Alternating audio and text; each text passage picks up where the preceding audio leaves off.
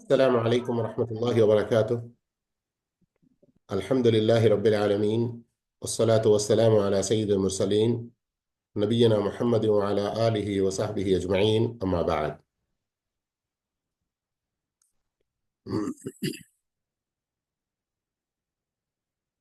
ప్రియ విద్యార్థులారా, ఈరోజు మనం హదీత్ క్లాస్లో శత సాంప్రదాయాలు అనే పుస్తకం నుండి 92వ హదీత్ ఇన్షా అల్లాహ్ చదవబోతున్నాము. عن جابر بن عبد الله رضي الله عنه أن رسول الله صلى الله عليه وسلم قال: رحم الله عبدا رحم الله رجلا سمحا إذا باع وإذا اشترى وإذا اقتضى.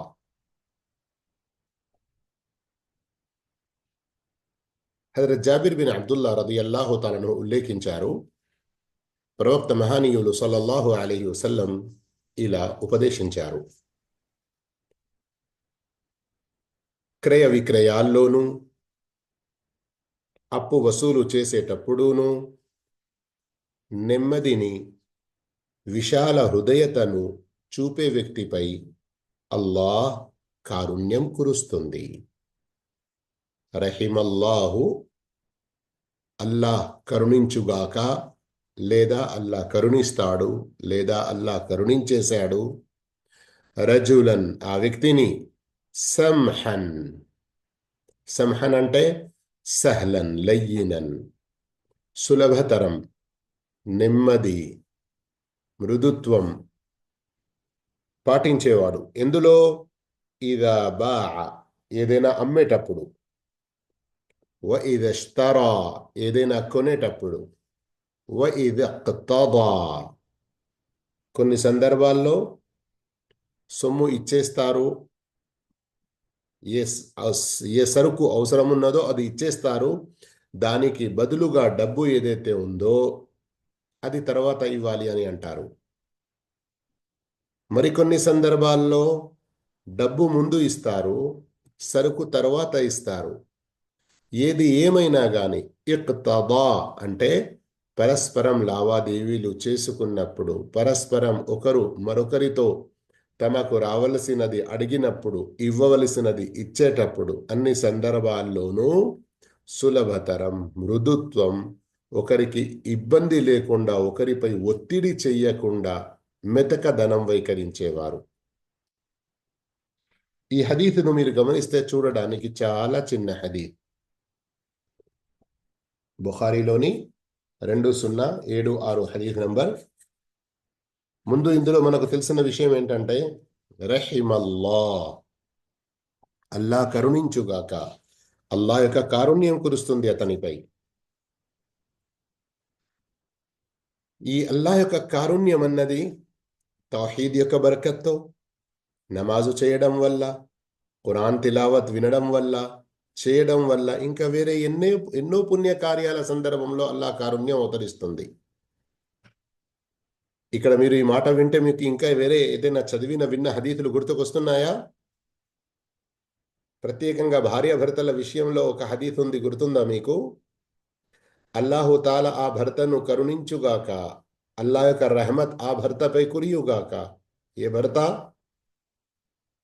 ఆయన స్వయంగా రాత్రి మేల్కొంటాడు, 2 రకాతులు నమాజ్ చేస్తాడు, మళ్ళీ ఎంతో ప్రేమగా భార్యను లేపుతాడు. లేవడం ఆమెకు ఇబ్బందిగా ఉంటే కొన్ని చుక్కల నీళ్లు అలా చల్లుతూ లేపుతాడు. అలాగే ఆ భార్యపై అల్లా కరుణ కురుస్తుంది. ఏ భార్య అయితే రాత్రి లేచి 2 రకాతులు నమాజ్ చేసుకుంటుందో, తన భర్తను లేపుతుందో, అతడు లేవలేకపోతే కొన్ని నీళ్లు చల్లి లేపుతుందో. ఈ చలికాలంలో పడక మొత్తం తడిచే విధంగా నీళ్లు పోయొద్దండి. మళ్ళీ ప్రేమలు దూరం అయిపోయి కొట్లాటకు దిగుతారు. మొత్తం యుద్ధరంగం కాకూడదు బెడ్రూమ్, జాగ్రత్త పడండి. అయితే ఖురాన్ యొక్క సూరత్ ఆరాఫ్ చివరిలో కూడా మీరు విని ఉంటారు కదా, వైదా ఖురియల్ ఖురాను ఫస్తమిఉ లహు వఅన్సితూ లఅల్లకుమ్ తుర్హమూన్, మీపై అల్లా యొక్క కరుణ కురుస్తుంది. గమనిస్తున్నారా? మనం అల్లాహ్ యొక్క కరుణ పొందుటకు కేవలం ఒక్క నమాజే కాదు, ఒక్క తిలావతే ఖురానే కాదు, మన వ్యాపారాలు, క్రయ విక్రయాలు, కొనడం అమ్మడం, ఒకరితో ఏదైనా మనం మన హక్కు తీసుకుంటున్నాము, ఒకరికి వారి యొక్క హక్కు ఇస్తున్నాము, ఇలాంటి అన్ని సందర్భాలలో ఎలాంటి బలవంతం, ఒత్తిడి, అయిష్టత అనేది ఉండకూడదు. 3 పదాలు ఇక్కడ చూస్తున్నారు కదా. ఇదా బా, అమ్మేటప్పుడు. అంటే ఒక మనిషి కొనడానికి వచ్చాడు, అతనికి ఇష్టం లేకున్నా అమ్మే వ్యక్తి ఎంతో బలిమి చేసి తప్పకుండా తీసుకోవాలన్నట్లుగా అతన్ని ఫోర్స్ చేయడం, ఇది సరైన కాదు. వైద్యస్తారా, కొనేటప్పుడు కొనే వ్యక్తి తాను ఏ రేటుకు కొనాలనుకుంటున్నాడో ఆ రేటు విషయంలో కానీ ఇంకా వేరే ఏదైనా విషయంలో మెత్తదనం అనేది ఉండాలి. మంచి స్వభావం అనేది ఉండాలి. మంచి మాట అనేది ఉండాలి. లేదు, ఇంతకే ఇవ్వు, నీకు పడుతుంది, ఇవ్వగలుగుతావు, నాకు ఇవ్వవా, ఇలాంటి విషయాలు కానీ, ఏదైనా చిరిగిన నోటే ఇస్తున్నాడు, అరే తీసుకోవయ్యా, అంతటా నడుస్తుంది, నువ్వే ఏంటి ఇంత, ఈ విధంగా అంటే వారి పరస్పర మాటలు అనేటివి గొడవలకు దిగే కారణంగా ఉండకూడదు. వైద్యక్తవా, ఇంతకుముందు చెప్పినట్లు ఒకరు మరొకరి నుండి ఏ హక్కు తీసుకోవలసిన కానీ, అప్పు తీసుకోవలసిన విషయం కానీ, సరుకు ఆలస్యంగా తీసుకునే విషయంలో కానీ, అందులో కూడా మృదుత్వం అనేది, మెతకతనం అనేది, సులభతనం అనేది పాటించాలి. ఈ హదీసును ఉల్లేఖించినటువంటి సహాబీ హజరత్ జాబిర్ రదియల్లాహు తాలా అన్హు గురించి ఇంతకు ముందే మీరు విని ఉన్నారు. కనుక మళ్ళీ మళ్ళీ చెప్పే అవసరం లేదు అని అనుకుంటున్నాను. కానీ సంక్షిప్తంగా ఒకవేళ ఏమైనా చెప్పాలనుకున్నా కానీ, చాలా ముఖ్య విషయం ఆయన గురించి ఇమాం జహబీ రహమహుల్లా చెప్పారు. అల్ ఇమాముల్ కబీర్, అల్ ముజ్తహిద్, అల్ హాఫిద్, అల్ ఫకీహ్. ప్రవక్త సల్లల్లాహు అలైహి వసల్లం సహాబాలలో హజరత్ అబ్దుల్లా బిన్ ఉమర్ రదియల్లాహు తాలా అన్హు తర్వాత ఈయన మదీనా యొక్క ముఫ్తిగా పేరు పొందారు. ప్రవక్త సల్లల్లాహు అలైహి వసల్లం వారి ద్వారా చాలా గొప్ప జ్ఞానం నేర్చుకున్నారు, అభ్యసించారు. ఆ తర్వాత రెండవ హదీత్, عن أبي هريرة رضي الله عنه أن رسول الله صلى الله عليه وسلم قال بينما رجل يمشي بطريق وجد غصن شوك على الطريق فأخره فشكر الله له فغفر له. హజరత్ అబూ హురైరా రదియల్లాహు తఆలా ఉల్లేఖించారు, ప్రవక్త సల్లల్లాహు అలైహి వసల్లం ఇలా తెలిపారు, ఒక వ్యక్తి దారిన నడిచిపోతూ ఉంటే దారిలో ఒక ముళ్ళ కంప పడి ఉండటం చూశాడు. అతను దాన్ని తీసి పక్కన పారేసి వెళ్ళిపోయాడు. అతను చేసిన ఈ పుణ్యకార్యాన్ని అల్లాహ్ స్వీకరించి అతన్ని మన్నించాడు. బుఖారీ 654, ముస్లిం 1914. అల్లాహు అక్బర్. ఎంత గొప్ప విషయమో గమనిస్తున్నారా మీరు?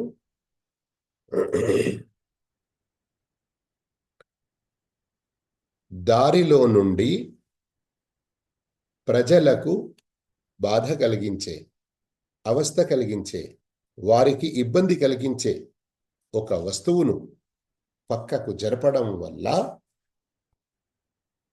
అల్లాహ్ అతని ఆ పుణ్య కార్యాన్ని ఆమోదించాడు. ఎంతో విలువగా అల్లాహు తాలా అతని ఆ పుణ్యాన్ని చూశాడు. దాని పుణ్యం అతనికి ఎలా ప్రసాదించాడు? అల్లాహ్ అతని పాపాలను క్షమించాడు, మన్నించేశాడు. ముస్నద్ అహ్మద్లోని ఒక హదీత్లో ఉంది, 102889, అల్లాహు తాలా అతని పాపాలు క్షమించేసి అతన్ని స్వర్గంలో కూడా ప్రవేశింపజేశాడు. అద్ఖలహుల్ జన్న, స్వర్గంలో ప్రవేశింపజేశాడు. చూస్తున్నారా, గమనిస్తున్నారా? ప్రజలకు ఇబ్బంది కలుగకూడదు, ప్రజలకు వారు నడిచి వెళ్ళే దారిలో వారికి ఎలాంటి ఆటంకం ఎలాంటి ఇబ్బంది, వారికి ఏ అవస్థ బాధ కలగకూడదు నడిచేటప్పుడు. ఏ విషయం వల్ల వారికి ఇబ్బంది కలుగుతుందో ఆ విషయాన్ని దారి నుండి తొలగించడం, దానిని దూరం చేసి వారికి సులభతరం ప్రసాదించడం. ఎంత గొప్ప ఘన కార్యమో గమనించండి. చూడడానికి మనం చాలా చిన్నదిగా చూస్తాము కదా. అరే నా పనే అది, మున్సిపాలిటీ వాడు వచ్చి చేస్తాడు, ఎందుకున్నాడు వాడు, ఎందుకు జీతం తీసుకుంటాడు, ఇలా అనేస్తాము కదా మనం.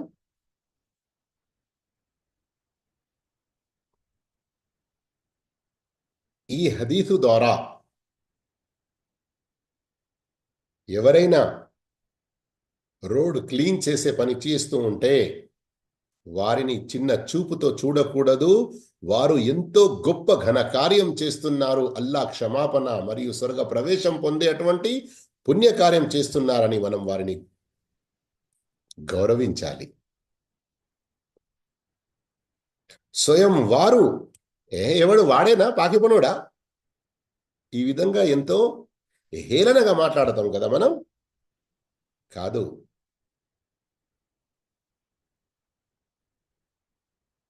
కొన్ని డెవలప్డ్ అభివృద్ధి చెందిన దేశాలలోనట ఈ పాకి పని చేసేవారు, రోడ్డు క్లీన్ చేసేవారు, శుభ్రపరిచే వారిని అవర్ హానర్స్, క్లీనింగ్ ఇంజనీర్స్ అన్నటువంటి గొప్ప బిరుదులతో ఎంతో గౌరవంగా వారిని పిలుస్తారంట. అందుకొరకే ఇదొక విషయం గమనించాలి. రెండో విషయం ఇక్కడ మీరు గమనించండి.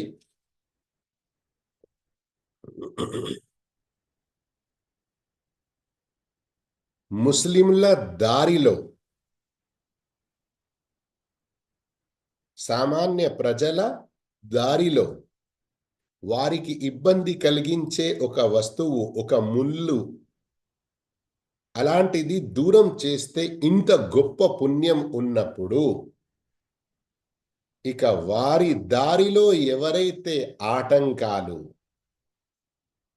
ఇబ్బందులు సమకూరుస్తారో, తెచ్చిపెడతారో, వారికి ఎంత శాపం ఉంటుంది, ఎంత పాపం ఉంటుంది, అల్లా దృష్టిలో వారు ఎంత చెడ్డవారు అని ఈ హదీసు యొక్క అపోజిట్ మీనింగ్ ద్వారా మీరు గమనించవచ్చును. మూడో విషయం షేఖ్ ఇబ్న్ ఉథైమీన్ రహిమహుల్లా ఇక్కడ దీనిని నొక్కి చెప్పారు. ప్రజలు నడిచి వెళ్లే దారిలో ఉన్న ఇబ్బందిని దూరం చేస్తే ఇంత గొప్ప పుణ్యం ఉన్నప్పుడు, వారు స్వర్గానికి వెళ్లే దారిలో ఎవరైతే షిర్క్ బిదాత్ల ఆటంకాలను ఏర్పరుస్తారో వాటిని దూరం చెయ్యడం ఇంకా ఎంత గొప్ప పుణ్యం ఉండవచ్చు.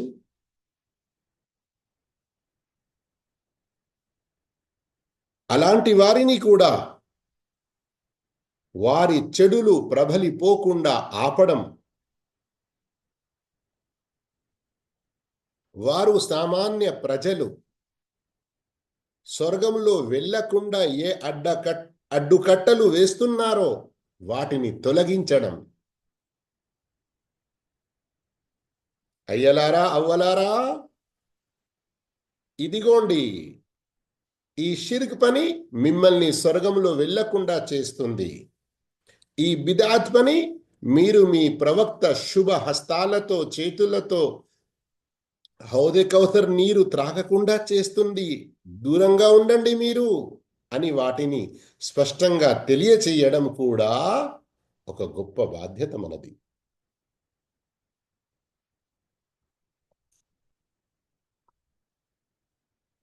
ఇంకా ఈ విధంగా చూసుకుంటూ పోతే అల్లాహ్ యొక్క 2-3 గొప్ప గుణాలు కూడా ఇందులో మనకు తెలుస్తున్నాయి. ఒకటి, షకరల్లాహ్, గఫరల్లాహ్, అద్ఖలహుల్లాహుల్ జన్న. అల్లా అతని ఆ సత్కార్యాన్ని ఆమోదిస్తాడు, ఎంతో గౌరవంగా స్వీకరిస్తాడు. అంటే ఎవరు కూడా ఏ చిన్న పుణ్య కార్యాన్ని చిన్నదే కదా, ఇంత ఇది కూడా ఏంటి అన్నట్లుగా భావించకూడదు. అల్లాహ్ వద్ద దాని స్థానం ఎంత గొప్పగా ఉందో అది చూడాలి. కొన్ని సందర్భాల్లో మనం వెళ్తూ వెళ్తూ చిన్న ఏదైనా స్క్రూ, ఇంకా ఏదైనా ఇనుప వస్తువు, లేదా కొన్ని సందర్భాల్లో ఏదైనా గ్లాస్ చిన్న ముక్కలు లాంటివి పడి ఉంటాయి. వాటి వల్ల ఎవరిదైనా టైర్ పంచర్ కావచ్చు. పిల్లలు పెద్దలు నడుచుకుంటూ వచ్చి వారి యొక్క పాదాలకు గాయం కావచ్చు కదా. అదేమవుతుంది అన్నట్లుగా భావించొద్దు. అందరూ ఈ రోజుల్లో చెప్పులు వేసుకుంటున్నారు, అందరూ షూస్ వేసుకుంటున్నారు, ఈ విధంగా భావించొద్దు.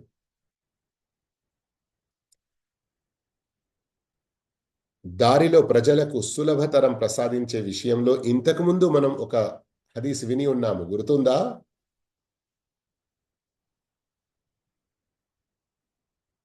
ఏంటి? గత పాఠంలోనే విన్నాము.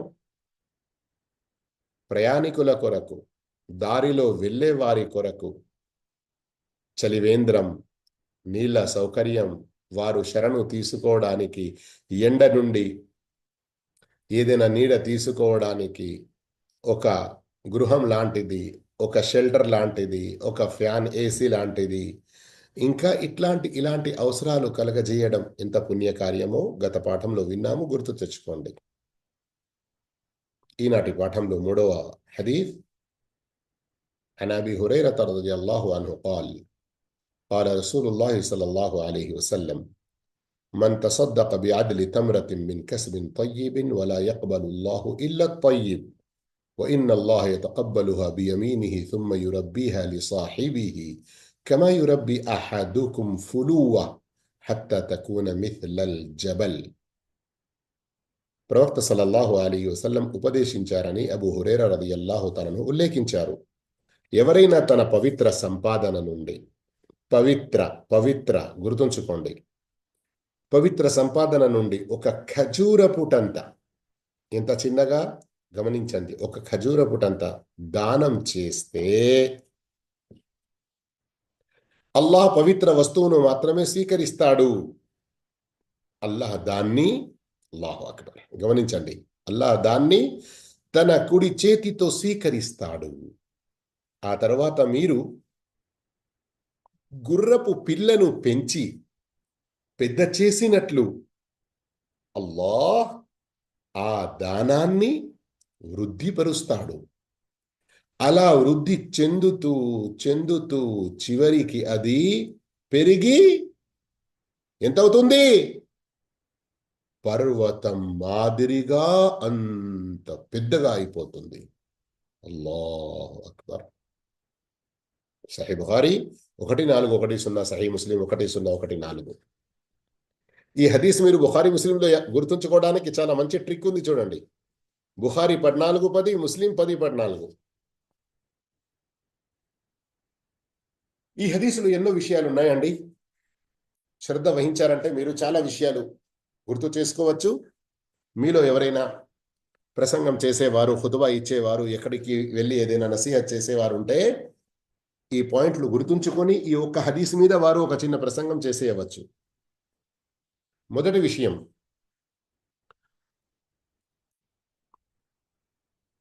ఎవరైనా తన పవిత్ర సంపాదన నుండి, ఇక్కడ కొంచెం నొక్కి చెప్పాను కదా నేను, గుర్తుంచుకోండి, సంపాదన పవిత్రంగా ఉంటేనే ఆ దానం అల్లాహ్ వద్ద స్వీకరించబడుతుంది. లేదా కొన్ని హదీసుల ద్వారా తెలుస్తుంది, ఎవరు కావాలని అక్రమ సంపాదన సంపాదిస్తూ ఉంటారో మరేమనుకుంటారు, అరే పర్లేదు, ఇది కొంత మనకు హలాల్ కూడా ఉన్నది, ఇక ఎక్కువ శాతం కొంచెం హరాం వస్తుంది కదా, దాంట్లో నుండి కొంచెం మనం దానం చేసేస్తే మనకు ఆ హరాం యొక్క పాపం అనేది దూరం అయిపోతుంది అని అనుకుంటారు. కాదు, హరాం సంపాదించి దాని ద్వారా ఎంత దానం చేస్తారో అంతే వారి యొక్క పాపం పెరుగుతూ ఉంటుంది. వేరే ఉల్లేఖనాల ద్వారా తెలుస్తుంది ఈ విషయం. ఎవరు కావాలని హరాం సంపాదన, అక్రమ సంపాదన, అధర్మ సంపాదన సంపాదిస్తున్నారో మరియు దాని నుండి వారు దానం చేస్తూ ఉంటారో, ఎంత దానం చేస్తూ ఉంటారో పుణ్యానికి బదులుగా వారికి పాపమే కలుగుతూ ఉంటుంది. అందుకొరకు హలాల్ సంపాదన యొక్క ఆవశ్యకత, హలాల్ సంపాదన ఎంత అవసరమో దాన్ని ఈ హదీత్ ద్వారా గమనించండి. హలాల్ సంపాదన అయితేనే అల్లా స్వీకరిస్తాడు, హరాం ఉంటే స్వీకరించడు. వేరే కొన్ని ఉల్లేఖనాల ద్వారా హరాం యొక్క భయంకర విషయం ఎలా తెలిపారో మనకు గమనించండి. మీరు ఒక తొడిగే పాయింట్ కానివ్వండి, షర్ట్ కానివ్వండి, ఇంకా ఏదైనా బట్ట కొన్నారు ఒక 10 రూపాయలకు, అందులో 1 రూపాయి హరాం ఉన్నా కానీ అది మీ శరీరంపై ఎప్పటి వరకు ఉంటుందో అప్పటి వరకు మీ ఏ ఆరాధన స్వీకరించబడదు. అందుకొరకు హరాం సంపాదన నుండి చాలా దూరంగా ఉండండి. ఎవరైనా తన పవిత్ర సంపాదన నుండి, ఈ పవిత్ర సంపాదన యొక్క ప్రాముఖ్యత, ఆవశ్యకత, హౌ కెన్ మస్ట్ ఇట్, ఎంత ఇది అవసరమో దాన్ని గమనించండి. ఒక ఖజూర పుటంత దానం చేస్తే, అల్లాహు అక్బర్, గమనిస్తున్నారా? దానం చెయ్యాలి అంటే, అరే వాడి దగ్గర ఏముందిరా, వాడు 1 రూపాయి ఇస్తే అది ఏమో పెద్ద ఏం పొడగవుతుంది దానివల్ల అని కొందరిని మనం చాలా చిన్న చూపుతో చూస్తాము. మస్జిద్ పనే కదా, ఫలానా మదరసా పనే కదా, ఇస్తే చాలా పెద్దగా ఇవ్వాలి. ఎవరు ఎంత ఎక్కువ ఇస్తున్నారు కాదు, మంచి విషయం. ఎవరి దగ్గర ఎంత ఎక్కువ ఉంటే అంత ఎక్కువ ఇవ్వడం. లేని వారు తక్కువ ఇవ్వడంలో కూడా సిగ్గుపడకూడదు, వెనక ఉండకూడదు. ఒక ఖజూరపు ముక్క, వేరే ఒక సహీ బుఖారీ హదీస్లో ఉంది కదా, ఇత్తకున్నారా వలౌ బిషిక్కి తమ్రా, షిక్కి తమ్రా, ఖజూరాన్ని మీరు ముక్కలు ముక్కలు చేయండి, అందులో నుండి ఒక చిన్న ముక్క, అది కూడా మీరు చేసే ఆ దానం, మీరు ఏ ఇఖ్లాస్తో చిత్తశుద్ధితో చేస్తున్నారో దానిని బట్టి అది కూడా మిమ్మల్ని నరకం నుండి కాపాడడానికి గొప్ప సబబు కావచ్చు. అందుకొరకే ఏ దానాన్ని కూడా చిన్నదిగా భావించకండి, ఏ దానాన్ని కూడా అదెంత అని అనుకోకండి. మరొక హదీస్ ముస్లిం షరీఫ్లో వచ్చింది, తెలుసు కదా మీకు. ఒక తల్లి వస్తుంది ఆయిషా రదియల్లాహు అన్హా ఇంటి వద్దకు. ఆమె వెంట 2 చిన్న కూతుళ్ళు ఉంటారు. అమ్మా, మాకు ఏం తినడానికి లేదు, మీ దగ్గర ఏమన్నా ఉంటే కొంచెం ఇవ్వండి అని ఆయిషా రదియల్లాహు అన్హా గారిని అడుగుతారు. ఒక ఉల్లేఖనం ప్రకారం ఆమె దగ్గర అప్పుడు కేవలం ఒకే ఒక ఖజూరం ఉంటుంది, అది తీసి ఇచ్చేస్తుంది. ఆ తల్లి దానిని 2 ముక్కలు చేసి, ఒక ముక్క ఒక కూతురుకు, మరో ముక్క మరో కూతురుకు ఇస్తుంది. పాపం ఆమె ఏమీ తినకుండా ఉండిపోతుంది. ఆయిషా రదియల్లాహు తఆలా వారికి ఈ సంఘటన చూసి చాలా జాలి కలుగుతుంది. ప్రవక్త వచ్చిన తర్వాత ప్రవక్తకు ఈ విషయం ఆమె వివరిస్తారు. ప్రవక్త ఆ సందర్భంలో శుభవార్త ఇస్తారు. ఏంటి అది ఇప్పుడు నేను చెప్పడం లేదు, మీరు వెతికి తీసుకురావాలి.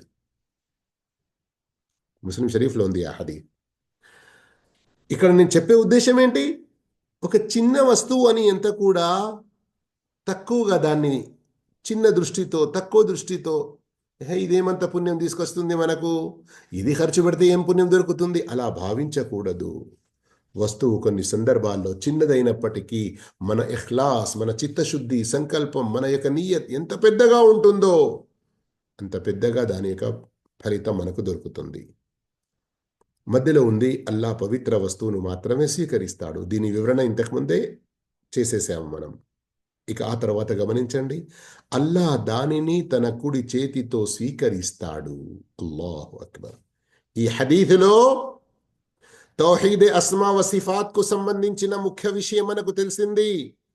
అల్లాకు చెయ్యి ఉన్నది అని మనం నమ్మాలి. ఇది అల్లా యొక్క అస్మా సిఫాత్లను నమ్మడంలో వస్తుంది.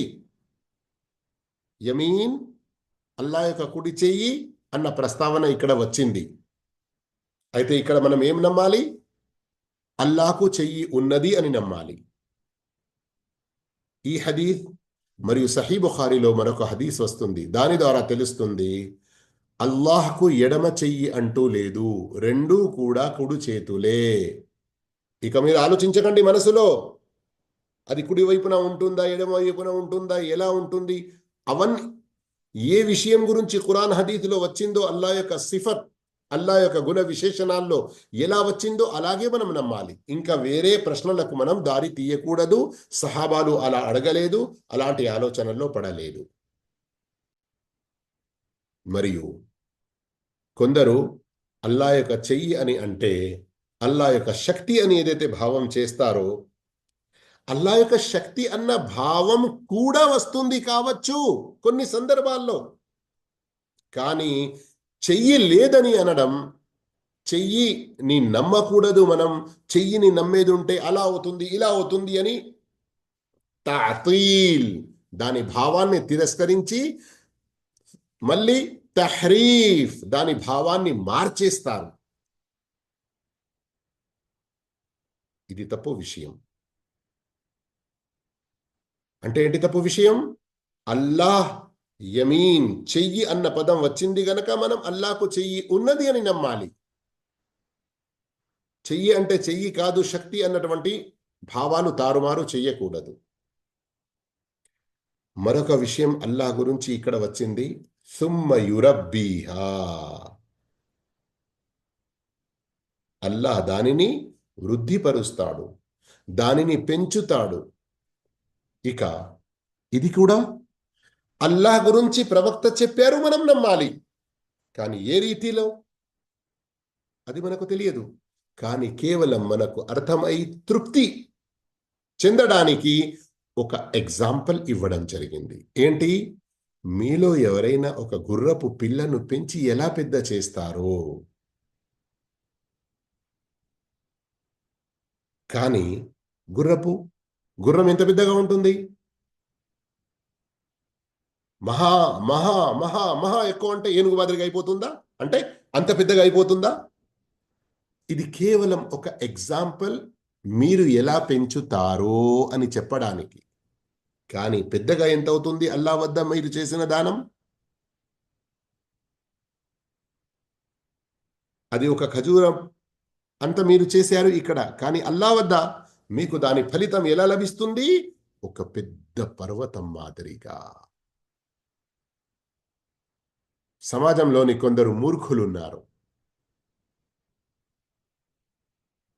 అల్లాహుతాలా వారి మూర్ఖత్వాన్ని దూరం చేయుగాక. వారికి మంచి జ్ఞానం, ఎలాగైతే సహాబాలు జ్ఞానం పొందారో, ఎలాగైతే ఖురాన్ హదీస్లను సహాబాలు అర్థం చేసుకున్నారో అలా అర్థం చేసుకునే భాగ్యం ప్రసాదించుగాక.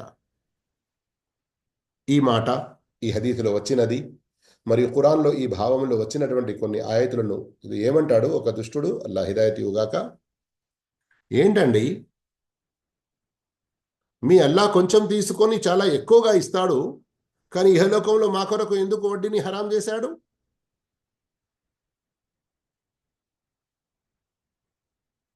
వాస్తవానికి ఇది బుద్ధి తక్కువ ప్రశ్న. ఇలాంటి అడ్డ ప్రశ్నలు వేయకూడదు, అలాంటి ప్రశ్నల్లో పడకూడదు. అల్లాహు తాలా మన నుండి ఏదైతే తీసుకుంటున్నాడో వాస్తవానికి అది తాను తన అవసరానికి తీసుకుంటలేడు. అతని పేరు మీద, అతని యొక్క గౌరవం, అతని వద్ద మనం పుణ్యం పొందాలి అన్నటువంటి ఉద్దేశంతో మనలాంటి మానవులకే, కానీ మనకంటే తక్కువ వారి వద్ద మనకంటే తక్కువ ఆదాయం ఉండి ఏదో అవసరం పడి ఉన్నారు, వారు గత్యంతరం లేని వారు ఒక అవసరంగా ఉన్న సందర్భంలో వారికి మనం సహాయం చేస్తే అల్లా మనకు దాని పుణ్యం చాలా గొప్పగా ఇస్తున్నాడు. దీనిని వడ్డీ మీద ఎలా టాలీ చేస్తారు? వడ్డీ, ఒకరు తన అవసరం సందర్భంలో మన నుండి డబ్బు తీసుకుంటున్నాడు, ఇక మనం 1000 రూపాయలు ఇచ్చి 1100 తీసుకోవడం, 1,00,000 ఇచ్చి 1,20,000 అతని నుండి తీసుకోవడం, ఇది వడ్డీ అవుతుంది. అల్లాకు మనం ఏదైతే ఇస్తున్నామో, అల్లాకు ఇస్తున్నాము అంటే అల్లా యొక్క ఏదైనా అవసరం మనం తీర్చడం లేదు. నౌజుబిల్లా, అస్తగ్ఫిరుల్లా.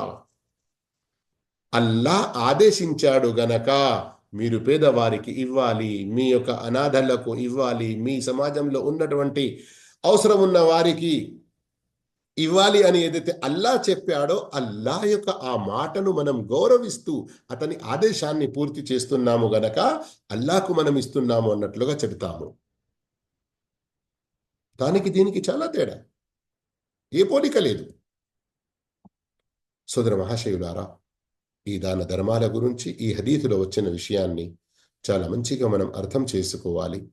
మరియు ఇందులో ఉన్నటువంటి అల్లాహ్ యొక్క గుణనామాలను, అల్లా ఏ విషయాన్ని స్వీకరిస్తాడు, దాన ధర్మాలు ఎంత చిన్నగా ఉన్నా కానీ ఇక్కడ ఈ సందర్భంలో చిన్నగా అన్న విషయానికి మరొక హదీస్ మీకు వినిపించి ముందుకు సాగుదాము. అదేంటి?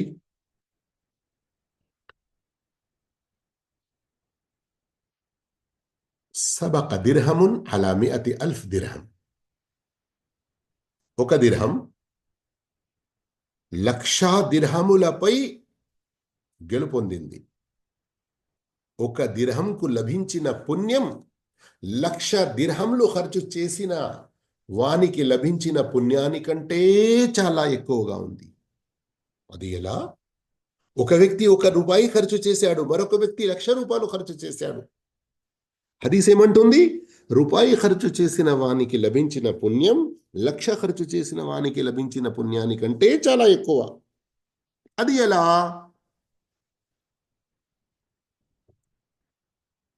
ఈ 1 రూపాయి ఖర్చు చేసిన వ్యక్తి, ఇతని వద్ద ఏమీ లేదు, కేవలం 2 రూపాయలు మిగిలి ఉండినవి. అతడు 1 రూపాయి తను తన యొక్క పిల్లల ఖర్చు కొరకు ఉంచుకొని మరొక రూపాయి అల్లా మార్గంలో దానం చేశాడు. అంటే ఏమిటి? అతడు ఆ సమయంలో తన వద్ద ఉన్న మొత్తం ఆస్తిలో నుండి సగం అల్లా మార్గంలో ఇచ్చేశాడు. ఎవరికైతే ఇస్తున్నాడో ఆ సమయంలో అతనికి చాలా అవసరం దాని గురించి ఉంది కూడా. అయితే నాకంటే ఎక్కువ అవసరం అతనికి ఉంది కదా అని అల్లా యొక్క ప్రసన్నత కొరకు, అల్లా సంతృష్టి కొరకు సంపూర్ణ చిత్తశుద్ధితో, సంకల్ప శుద్ధితో, ఇఖ్లాసు లిల్లాహియత్తో అతడు ఈ దానం చేశాడు 1 రూపాయి. కనుక అతనికి లభించిన పుణ్యం చాలా చాలా ఎక్కువగా. మరొక వ్యక్తి, అతని వద్ద కోట్లాది కోట్లు ఉన్నాయి, 1,00,000 ఇచ్చాడు ఇవ్వడమైతే, కానీ ఇఖ్లాస్, లిల్లాహియ, చిత్తశుద్ధి ఇదంతా కొంచెం లోపించింది. కనుక అతని యొక్క పుణ్యం కూడా తగ్గింది. చెప్పే ఉద్దేశం ఏంటి? ఇక్కడ తప్పుడు భావాల్లోకి వెళ్ళకూడదు.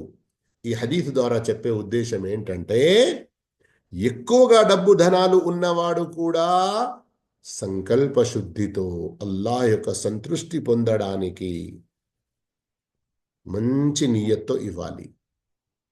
అలాగే ఎవరైనా తక్కువ ఇస్తూ ఉంటే కూడా అయ్యో తక్కువగా అని భావించకుండా మంచి నియత్తో ఇవ్వాలి. ఇక రండి ఆ తర్వాత హదీస్ నంబర్ 95. عن ابن عباس رضي الله عنه عن النبي صلى الله عليه وسلم أنه قال: ما العمل في أيام أفضل منها في هذه، يعني أيام العشر؟ قالوا: ولا الجهاد؟ قال: ولا الجهاد إلا رجل خرج يخاطر بنفسه وماله فلم يرجع بشيء. ప్రవక్త సల్లల్లాహు అలైహి వసల్లం ఉపదేశించారని హజరత్ ఇబ్ను అబ్బాస్ రదియల్లాహు అన్హుమా ఉల్లేఖించారు. దిల్ హిజ్జా మొదటి దశకంలో చేసిన సత్కార్యాలకు ఉన్నంత ఘనత వేరే రోజుల్లో చేసే సత్కార్యాలకు లేదు. జిహాద్కు సైతం ఆ పుణ్యం లేదా అని సహచరులు అడిగారు. దానికి ప్రవక్త సల్లల్లాహు అలైహి వసల్లం చెప్పారు, అవును, జిహాద్కు కూడా లేదు, కానీ ఓ రకమైన జిహాద్. ఏంటి అది? కేవలం తన ధన ప్రాణంతో సహా జిహాద్కు వెళ్ళి తిరిగి రాని అమర వీరునికి తప్ప. సహీ బుఖారీ 969. ఈ హదీస్ మనకు ఈదుల్ ఫిత్ర్, రమదాన్ పండుగ మనం జరుపుకున్న తర్వాత ఎగ్జాక్ట్లీ 2 నెలలకు, అంటే ఈదుల్ అద్హాకి ఓ 10 రోజుల ముందు ఈ హదీత్ యొక్క అవసరం ఎక్కువ పడుతుంది. ఈ హదీత్ను ఆ సందర్భంలో ఆ సమయంలో గుర్తు చేసుకోవాలి. పరస్పరం ఒకరు మరొకరికి తెలుపుకోవాలి. ఏముంది ఈ హదీత్లో? ఎవరైనా ఏదైనా సత్కార్యం చేశాడంటే అతనికి దాని పుణ్యం లభిస్తుంది. కానీ అదే సత్కార్యం జిల్హిజ్జా మొదటి దశలో గనక చేస్తే దాని పుణ్యం చాలా చాలా ఎక్కువగా పెరిగిపోతుంది. అర్థమైందా? లేకుంటే మరో ఎగ్జాంపుల్తో, ఉదాహరణతో, ఇప్పుడు మీరు నమాజ్ చేస్తున్నారు, మీకు పుణ్యం లభిస్తుంది. కానీ అషరే జిల్హిజ్జా తొలి దశలో మీరు నమాజ్ చేస్తే అప్పుడు దీని పుణ్యం ఇంకా ఎక్కువగా ఉంటుంది. ఇప్పుడు ఈరోజు సోమవారం మీరు నఫిల్ ఉపవాసం ఉన్నారు, మీకు పుణ్యం లభిస్తుంది. జిల్హిజ్జా మొదటి దశలో గనక మీరు ఉపవాసం ఉన్నారంటే ఆ రోజు లభించే పుణ్యం ఇంకా ఎక్కువ. ఇప్పుడు మీరు ఖురాన్ చదువుతున్నారు, దానికి పుణ్యం లభిస్తుంది. కానీ అషరే జిల్హిజ్జాలో చదివే ఖురాన్ పుణ్యం మీకంటే ఎక్కువ. ఇంకా ఇదే విధంగా మీరు ఆలోచించారంటే ప్రతి సత్కార్యం ఏదైతే మీరు వేరే రోజుల్లో చేస్తారో దానికి ఎంత పుణ్యం లభిస్తుందో అంతకంటే ఎక్కువ ఆ పుణ్యం జిల్హిజ్జా తొలి దశలో మీరు చేస్తే దాని పుణ్యం ఇంకా ఎక్కువగా ఉంటుంది. అయితే జిహాద్ లాంటి గొప్ప ఈ సత్కార్యానికి కూడా అంత పుణ్యం ఉండదా అంటే ప్రవక్త ఏం చెప్పారు? ఏ ముజాహిద్ అల్లా యొక్క జిహాద్లో వెళ్ళాడు తన ధనంతో తన ప్రాణంతో, ఇక తిరిగి ప్రాణం రాలేదు, తిరిగి ధనం కూడా రాలేదు, అన్నీ కూడా అల్లాహ్ మార్గంలో త్యాగమైపోయాయి. ఆ వ్యక్తి యొక్క మాట వేరు, అతనికి ఎంత పుణ్యం లభిస్తుందో అన్న మాట అది వేరు. అర్థమైందా మీ అందరికీ ఈనాటి పాఠం? అయితే ఒకవేళ మైక్ ఆన్ ఉంది అని అనుకుంటున్నాను నేను. మీ వద్ద ఏమైనా ప్రశ్నలు ఉండేది ఉంటే మీరు ఇప్పుడు మీ ప్రశ్నలు అడగవచ్చును. ఈరోజు మీకు ప్రశ్నలు అడగడానికి అల్హమ్దులిల్లా అవకాశం లభిస్తుంది. బారకల్లాహు ఫీకుం. అల్లాహు తాలా మనం వింటున్నటువంటి హదీసులను ఆచరించే భాగ్యం ప్రసాదించుగాక. ఇంకా మిగతా 5 హదీసులు ఉన్నాయి. ఈ పుస్తకం పూర్తవుతుంది. వచ్చే క్లాస్లో ఈ 5 హదీసులు పూర్తి చేసుకుందాము. అయితే ఆ తర్వాత మరొక చాలా మంచి పుస్తకం మనం ప్రారంభిద్దాము. ఇప్పుడు మీరు మీ ప్రశ్నలు అడగవచ్చును. అస్సలాము అలైకుం వరహ్మతుల్లాహి వబరకాతుహు గురూజీ. అస్సలాము వరహ్మతుల్లాహి వబరకాతుహు. గురూజీ, అయ్యామే బీజ్ రోజుల్లో 13, 14, 14, 15 ఉన్నాయి కదా. తర్వాత 16వ రోజు ఇప్పుడు గురువారం వచ్చింది అంటే సోమవారం ఇట్లా వస్తాయి కదా, మళ్ళీ ఆ రోజును కూడా కొనసాగించాలా గురూజీ? చూడండి, మీరు ప్రతి సోమవారం గురువారం ఉపవాసం ఉండే అలవాటు ఉండాలనుకుంటే ఉండవచ్చును. కానీ ఉదాహరణకు అయ్యామే బీదులో మీరు ఉపవాసాలు ఉంటారు. అయితే సోమవారం, మంగళవారం, బుధవారం అయ్యామే బీద్ అని ఉన్నారు. ఇక ఆ తర్వాత మీరు గురువారం రోజు ఉండాలనుకుంటే ఉండవచ్చు, లేదంటే మీ ఇష్టం. అందులో ఉండకపోతే పాపం లేదు, ఉంటే పుణ్యం ఎక్కువ. అలాగే మరొక ఉదాహరణ, ప్రారంభంలో ఎగ్జాంపుల్, ఏదైనా నెలలో అయ్యామే బీద్ మంగళవారం, బుధవారం, గురువారం ఉందనుకోండి. ముందు మీరు సోమవారం రోజు ఉపవాసం ఉండాలనుకుంటే ఉండవచ్చును. ఒకవేళ లేకపోతే మీపై ఎలాంటి పాపం లేదు. జజాకల్లాహ్ ఖైరన్ కసీరా. వఇయ్యాకుం వబారక ఫీకుం. అస్సలాము అలైకుం. వఅలైకుం అస్సలాం వరహ్మతుల్లాహి వబరకాతుహు.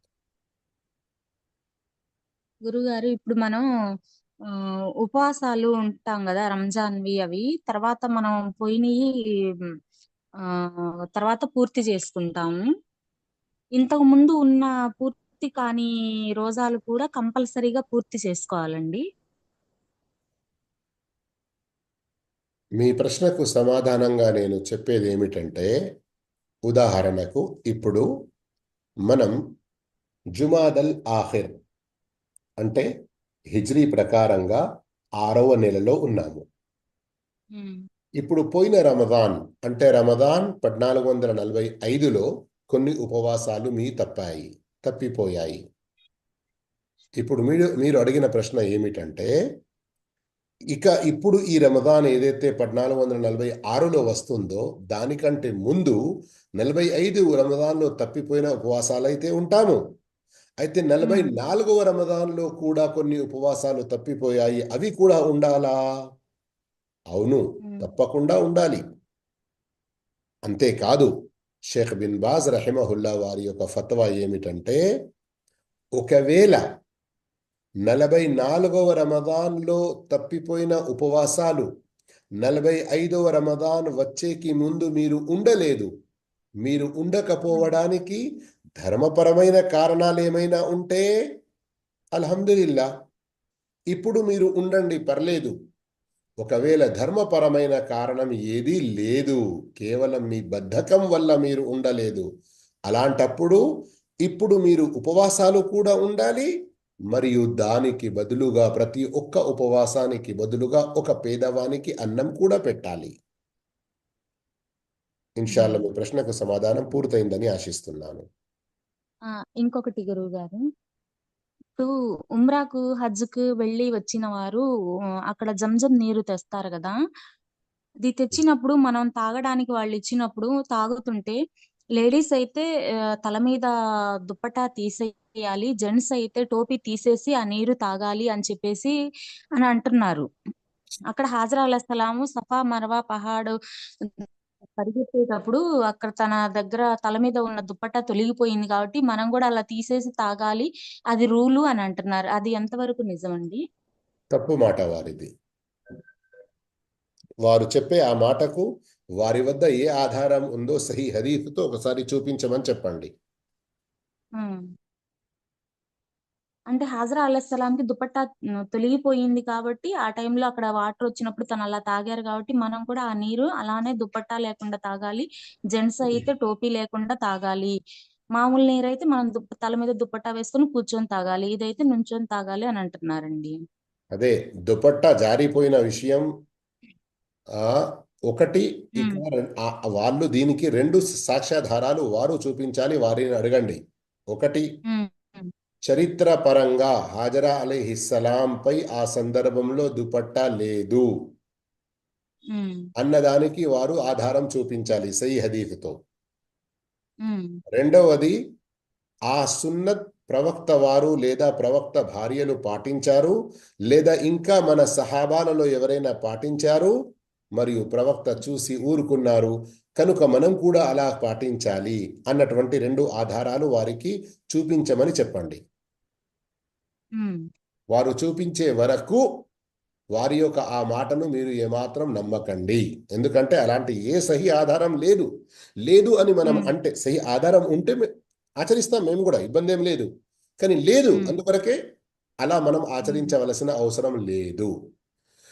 ఇక ఇలా మనం పూర్తి ఉన్నాం.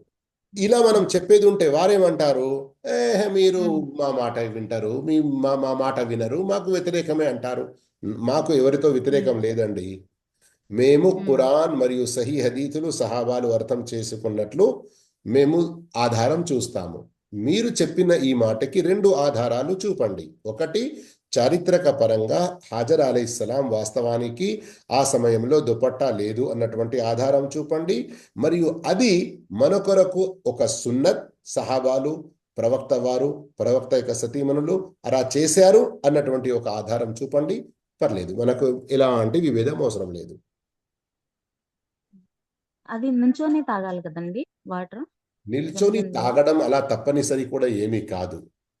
ప్రవక్త సల్లల్లాహు అలైహి వసల్లం ఆ సమయంలో అక్కడ ఈ రోజుల్లో మన పల్లెటూర్లలో ఎలాంటి అడ్డకట్టు గాని సైడ్ వాల్స్ గోడలు గాని లేని ఒక బావి ఉంటుంది కదా, అలాంటి ఒక బావి ఆ రోజుల్లో ప్రవక్త వారి కాలంలో. అందుకొరకే అబ్బాస్ రదియల్లాహు తఆలా ఎవరిదైతే అక్కడ బాధ్యత ఉండిందో ఆయన చెప్పారు, ప్రవక్త అందరూ తాగినట్లే మీరు ఎందుకు తాగుతారు, రండి మీరు దిగండి, దిగి మీరు శుభ్రంగా తాగిరండి అంటే ప్రవక్త వారు ఆ సమయంలో చెప్పారు, లేదు లేదు, మీరు అందరికీ ఎలాగైతే తాగిస్తున్నారో మీ యొక్క బాధ్యత ఉందో అలాగే ఇవ్వండి. ఇచ్చారు. ప్రవక్త వారు అక్కడ నిలబడి తాగేశారు. కొందరు ధర్మవేత్తలు ఏమంటారంటే సర్వసామాన్యంగా చుట్టుపక్కన ఏదైతే నీళ్లు పడి అక్కడ బురద బురదగా ఉంటుందో దాని కారణంగా కూడా ప్రవక్త నిలబడి తాగారు కావచ్చు. కానీ ఇదే ఒక అసలైన సున్నత్, ఇలాగే చేయడం ఒక వాజిబ్ అని భావించడం ఇది సరి అయిన విషయం కాదు. ఎందుకంటే ఏ పానీయం అయినా కానీ, జంజం అయినా, సామాన్య నీళ్లు అయినా, పాలు అయినా, ఛాయ్ అయినా, ఇంకా ఏదైనా కానీ తిను త్రాగే పదార్థాలు అన్నీ కూడా కూర్చుండి ఒక పద్ధతితో త్రాగడం, తినడమే అసలైన సున్నత్. ఎవరికైనా ఏదైనా సాధ్యం కాలేదు, ఎక్కడైనా ఉన్నారు ఈ రోజుల్లో మన ప్రాంతాల్లో ఏమంటారు దాన్ని, 4 టైర్ల బండ్ల మీద ఎక్కడెక్కడ టీ కొట్లు ఉంటాయి, అక్కడ కూర్చుండి త్రాగే అటువంటి అవకాశం ఉండదు కనుక త్రాగుతారు. ఎవరైనా ఏదైనా కొంచెం ముఖాళ్ళలో నొప్పి ఉన్నది, ఓ గుట్కెడు నీళ్లు తాగడానికి కూర్చుండడం, మళ్ళీ లేవడం ఇబ్బందికరంగా ఉంది, అలా తాగేస్తే ఇబ్బంది ఏం లేదు. కానీ జంజం నీళ్లు నిలబడి తాగడమే సున్నత్ అని దానిపై ఒక విధి, ఒక వాజిబ్గా దానికి ఒత్తిడి వేయడం ఇది సరి అయిన విషయం కాదు. జజాకల్లా. గురుగారి ఇంకొక డౌట్, ఇప్పుడు మనం నఫిల్ నమాజుల్లో సజ్దాలో దువా చేస్తాము. ఆ టైంలో దువా మనం మన ఉర్దూ వాడుక భాషలో గాని, తెలుగు భాషలో గాని ఎందులోనైనా చేసుకోవచ్చు. ఇప్పుడు ఫరజ్ నమాజ్ సజ్దాలో కూడా మనం దువా చేయవచ్చా? ఒకవేళ చేస్తే అది మన వాడుక భాషలో చేయొచ్చా, లేదా అరబ్బీలో మాత్రమే ఉన్న దువాలు కొన్ని మాత్రమే చేసి లెగవాలండి? చూడండి, నఫిల్ నమాజ్ ఏది ఉంటే కొందరు ధర్మవేత్తలు నఫిల్ నమాజ్ యొక్క సజ్దాలో మన భాషలో దువా చేయవచ్చు అన్నటువంటి ఫత్వా ఇచ్చి ఉన్నారు. కానీ మాట ఏమిటంటే నమాజ్ మొత్తం అరబీలో ఉంది గనక మీరు సర్వసామాన్యంగా సాధ్యమైనంత వరకు నమాజ్ మీరు అరబీలోనే చేయండి. సజ్దాలో దువా అరబీలో చేయడం రాకుంటే దువా అంగీకరించబడే సమయం అది ఒక్కటే కాదు, ఇంకా వేరే సమయాలు కూడా ఉన్నాయి. ఉదాహరణకు మీరు రాత్రి తహజ్జుద్ సమయంలో లేచారంటే అది కూడా దువా అంగీకరింపబడే సమయం. ప్రత్యేకంగా ఫజర్ కంటే ముందు సమయం ఏదైతే ఉంటుందో అది. కనుక మీరు 2 సలాం తింపిన తర్వాత కూడా 2 చేతులెత్తి అల్హమ్దు వసలాతు వసలాం చదివిన తర్వాత మీరు మీ భాషలో దువా చేసుకోవచ్చు. దువా అంగీకరింపబడే సమయాలు ఇక లేనే లేవు, అది ఒక్కటే ఉంది అంటే అక్కడ మనం ఉలమాల ఫత్వాల మీద కూడా ఆచరించడానికి అవకాశం ఉండవచ్చు. కానీ దువాలు అంగీకరింపబడే సమయాలు ఇంకా వేరే సమయాలు కూడా ఉన్నాయి కదా. మనం కోడి పుంజి యొక్క కూత విన్నప్పుడు కూడా దువా స్వీకరించబడుతుంది. వర్షం పడుతున్నప్పుడు మనం చేసే దువా కూడా స్వీకరించబడుతుంది. మీరు పడకలో పడుకొని ఉన్నారు, నిద్రపోయారు, మీకు తెలివి వచ్చింది అంటే మేల్కొన్నారు, పడక మీది నుండి లేవకపోయినా గాని అలాగే మీరు ఉండి పడక మీద లా ఇలాహ ఇల్లల్లాహు వహదహు లా షరీక లహు లహుల్ ముల్కు వలహుల్ హమ్దు వలా కుల్లి షైఇన్ ఖదీర్ అల్హమ్దులిల్లాహ్ సుబ్హానల్లాహ్ లా ఇలాహ ఇల్లల్లాహ్ అల్లాహు అక్బర్ లా హౌల వలా ఖువత ఇల్లా బిల్లాహ్ చదివి ఆ తర్వాత దువా చేయండి. ప్రవక్త చెప్పారు దువా స్వీకరించబడుతుంది. ఈ విధంగా ఇంకా ఎన్నో సందర్భాలు ఉన్నాయి కదా, ఆ సందర్భాలను ఉపయోగించండి, మీ భాషలో దువా చేయండి, ఎలాంటి అభ్యంతరమే లేదు. జజాకుముల్లాహు ఖైర్, బారకల్లాహు ఫీకుం. ఇంకా ఏమైనా ప్రశ్నలు ఉండేది ఉంటే ఇన్షాల్లా రేపటి క్లాసులో తీసుకుందాము చివరిలో. జజాకుముల్లాహు ఖైర్. ఈరోజు ఏమైందో మన సోదరులకు మిత్రులకు చాలా తక్కువ మంది హాజరయ్యారు. మీరు కూడా పరస్పరం ఒకరికి ఒకరు గుర్తు చేసుకోండి. ఇలాంటి మన తెలుగు క్లాసుల ద్వారా ఖురాన్ హదీఫ్ యొక్క జ్ఞానం ఏదైతే పంచడం జరుగుతుందో మీరు కూడా ఎక్కువ పుణ్యాలు పొంది అంతం కాని పుణ్యాలు, సదకే జారియాగా మీకు మిగిలి ఉండే పుణ్యాలు పొందాలంటే ఈ ధర్మ ఖురాన్ హదీస్ క్లాసుల యొక్క జ్ఞానం అందరికీ పంచడానికి ఈ మెసేజ్ అందరికీ ఫార్వర్డ్ చేస్తూ ఉండండి. సుబ్హానకల్లాహుమ్మ వబిహమ్దిక అష్హదు అన్ లా ఇలాహా ఇల్ల అంత అస్తగ్ఫిరుక వ అతూబు ఇలైక్. అస్సలాము అలైకుం వరహ్మతుల్లాహి వబరకాతుహు.